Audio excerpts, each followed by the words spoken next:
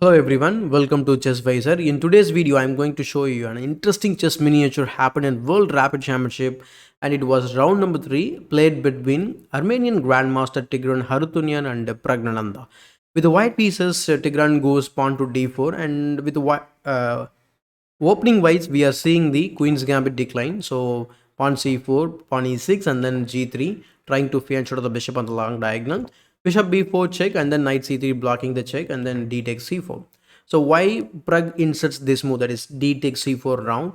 It's because if you play the normal queen's pawn opening where your bishop is going to stay in this diagonal where you can play pawn to e3, try to recover the pawn. But now since white is trying to do the feint shot on the king side, it will be little difficult to capture the pawn. It is not easy task for white to recover the pawn. So that's why he inserts this move here.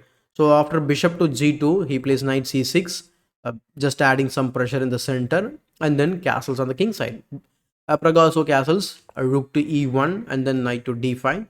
So trying to take advantage of the pinned knight here. Even if the knight is not pinned, if he captures, the pawn is going to recapture, and then I think this pawn is not going anywhere. You cannot recover the pawn actually. So he plays bishop g5, and then bishop retreats back to exchange itself. So bishop takes e7, and then queen takes e7. And now here Tigran plays the move pawn to e4, threatening the knight, and then knight takes c3, and then b takes c3. As you can see, there is a huge center has been formed for white. It's a very good advantage for white. Now even we are at the 12th move of the game. Still white is okay. I mean, is having this little initiative in the center. So pawn to e5. After this move, actually Tigran plays the move pawn queen to c4, trying to recover the pawn, because if you take the pawn, he is going to take back. But in this position, the interesting thing to note, when I push the pawn to d5, what happens? The thing is, I can play knight to a5. When you go queen a4, threatening the knight, I can play pawn to b6 now. So let's say you continue with targeting this pawn, bishop to f1, and then I can even continue with the bishop a6 idea, and then the game continues. Once the knight is say for example the knight is like out of game, so if you want to bring the knight into the game, you can always go to b7 and then come to c5 to control a few squares in the center. So but in the game he plays queen a4 directly without gaining space in the center. That would give some initiative to white. That's why we check that line. So e takes d4, c takes d4. Still we have a good center as a white. So bishop to g4, trying to win a pawn in this game, I mean in this position. So pawn to d5, so knight to b4 was played. So idea of knight to b4 is very simple, taking advantage of this outpost here. Even though it's a weak pawn, but now the knight is trying to jump in the center on d3 square. Believe it or not, we are at the 15th move. The next just 4 moves, the game is going to be over. Let's see what happened. Rook a b1 was played, and he is threatening the knight here because the knight is being attacked twice. So here he played a5, trying to defend the knight. And in this position, after a5, Tigran plays queen to b5. So interesting thing to note here, what happens if I just play a3? So can I play that move? If you ask, definitely you can try that move, but black will try to play this move, pawn to b5, trying to deflect the queen, where you will be landing in multiple forks with this knight just sitting on the b4 square.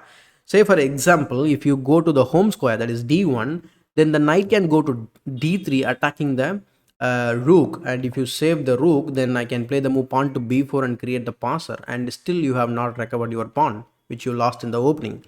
So going back in this position, if you simply take the free pawn, then you are going to land in this one, knight to c2, threatening multiple folks here actually. So knight to c2 threatening the rook e1, and then there is this threat. So knight takes a3. If you grab this pawn, then you are again landing in this fork.